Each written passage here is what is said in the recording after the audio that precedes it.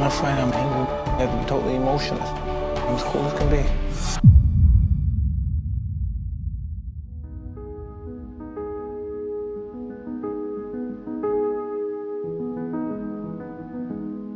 Imagine being just 20 years old and the best heavyweight fighters in the world are already terrified to face you. Some opponents had already lost the fight in their minds before the opening bell even rang, just from seeing the look in your eyes. How did an ordinary kid from the tough streets of Brooklyn become the most feared man in boxing?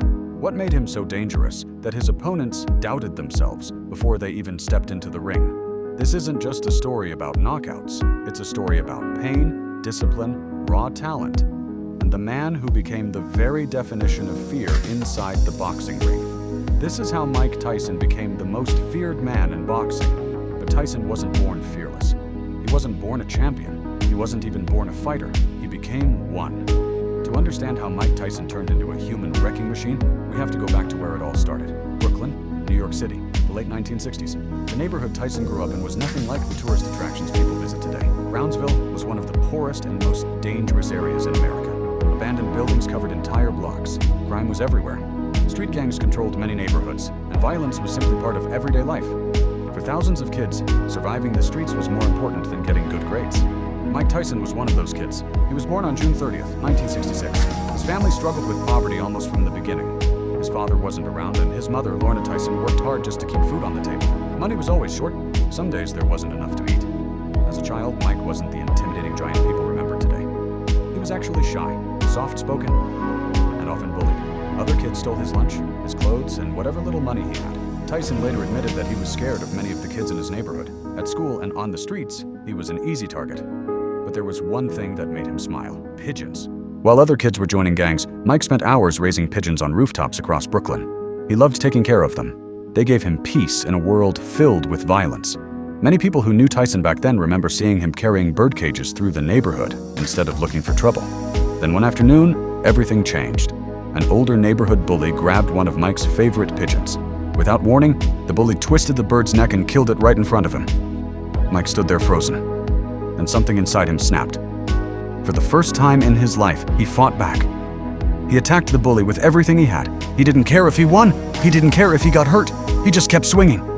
Years later, Tyson would say that was the first real fight of his life. It wasn't about winning. It was about refusing to be afraid anymore. That single moment changed the direction of his life forever. From that day on, Mike Tyson developed a reputation for fighting anyone who challenged him. The quiet kid who loved pigeons slowly disappeared. In his place was a teenager who seemed willing to fight anywhere, on sidewalks, in school hallways, or in empty lots behind apartment buildings. The streets began shaping him into someone entirely different. But fighting in the streets came with consequences. By the age of 13, Tyson had already been arrested dozens of times for robbery, fighting, and other petty crimes. He was constantly getting into trouble. Judges had seen his name too many times. Eventually, the courts decided enough was enough. Mike Tyson was sent to the Tryon School for Boys, a juvenile detention center in upstate New York. For most teenagers, that would have been the end of the story. For Mike Tyson, it was only the beginning. Because inside that detention center, someone noticed something that no one else had ever seen. Not a criminal, not a troubled kid, not another angry teenager. He saw a future heavyweight champion. And that one meeting would completely change the course of boxing history forever. The man who saw greatness in Mike Tyson wasn't a world champion. He wasn't the strongest boxer. And he wasn't even an active trainer anymore. His name was Cus D'Amato. At the time, Cus was already in his late 60s. Most people in the boxing world believed his best years were behind him. He had trained champions before, but many thought his career was coming to an end. Then he met a 13-year-old kid from Brooklyn. The first thing Cus noticed wasn't Mike's punches. It was his eyes. There was anger, pain, fear, and underneath all of it, unbelievable potential. Cus believed something that almost nobody else did. He believed fear could become a weapon. He once said that every fighter is afraid before a fight. The difference between a champion and everyone else is that a champion learns to control that fear instead of running from it. Mike Tyson listened to every single word. For the first time in his life, someone wasn't calling him a criminal. Someone wasn't telling him he would end up in prison.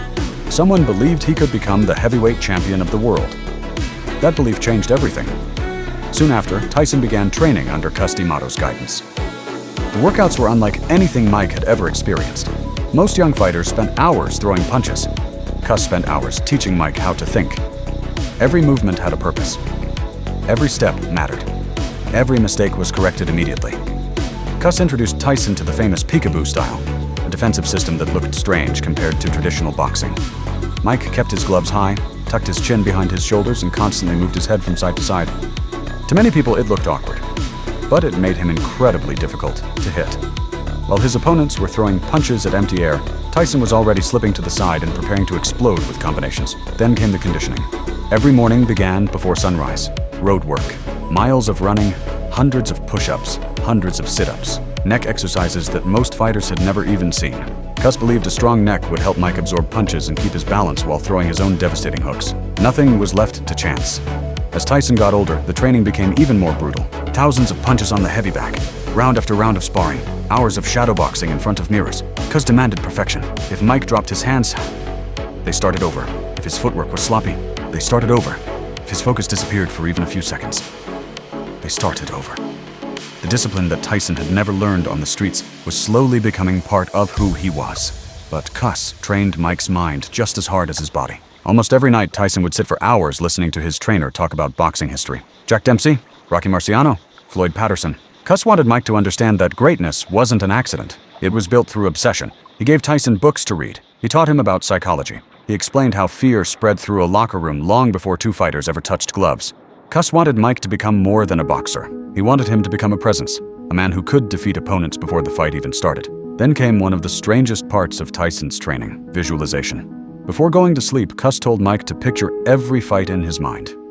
Walking to the ring, hearing the crowd, feeling nervous, throwing the first jab, landing the knockout punch. Night after night, Tyson fought hundreds of imaginary battles before he ever fought them for real. Years later, Mike admitted that by the time he stepped into the ring, he often felt like he had already lived the entire fight in his head. The confidence people saw wasn't arrogance, it was preparation. And something happened that shocked everyone at the gym. Mike started destroying grown men, and Mike Tyson knew it. He could see it in their faces. He could see it in their body language. He understood something that Cus D'Amato had taught him years earlier. A fight often begins long before the opening bell. Sometimes, it begins with fear. There was something unusual about Mike Tyson that statistics could never explain. It wasn't just the knockouts. It wasn't just the championship belts. It was the feeling that came over an arena the moment he appeared. Long before the announcer finished reading the fighters' names, the atmosphere would change. Fans stopped talking. Cameras turned toward the tunnel. Then Tyson appeared. No flashy robe, no dancing, no smile, just black trunks, black shoes, a white towel with a hole cut in the middle draped over his shoulders. Nothing else. It looked almost too simple, but that simplicity became legendary. While other champions tried to look like celebrities, Tyson looked like a man arriving for work. His expression never changed. He didn't acknowledge the crowd. He didn't celebrate. He didn't wave. His eyes stayed locked on one person, the man waiting in the opposite corner. Even before the opening bell, Tyson had already begun applying pressure. Former opponents later admitted that watching him walk toward the ring was one of the most intimidating moments of their careers. They had spent weeks preparing for his punches. No one had prepared them for his presence. The intimidation didn't stop there. As soon as the referee gave instructions, Tyson refused to break eye contact. Most fighters looked around the arena. Tyson stared directly into his opponent's eyes. It was silent, uncomfortable, intentional. Cus D'Amato had taught him that confidence could spread just as quickly as fear. If your opponent believed you were unstoppable, half the battle was already over. Tyson understood that lesson perfectly. Inside the ring, everything happened at a pace few heavyweights had ever experienced. Most heavyweight boxers used their jab to measure distance. Tyson used head movement. He slipped underneath punches by inches. His feet carried him forward with surprising speed. Then came the combinations. A hook to the body, a right hand upstairs, another hook, an uppercut. Everything flowed together.